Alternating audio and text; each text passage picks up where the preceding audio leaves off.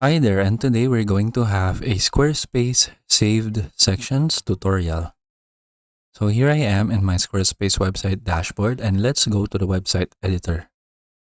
So from here, just click Edit Site and then click Edit again. So here is my Squarespace website editor. So you can use Saved Sections if you want to save your section as a template, so that whenever you delete that section, you can still use it again, or you can also use that saved section in other parts or other pages of your website.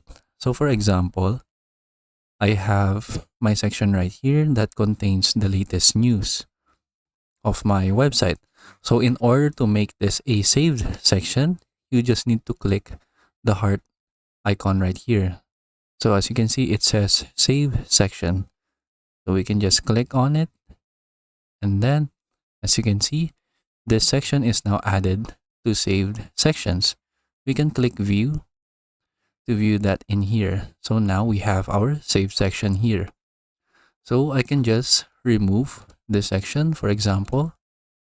And then if I want to add it back again, I can just click add section, go to save sections, and then I can still use my save section like this. So you can also use that as a backup. So for example, you want to create some changes to this section right here, and then if you decide that you want your old design again, you can still use this saved section.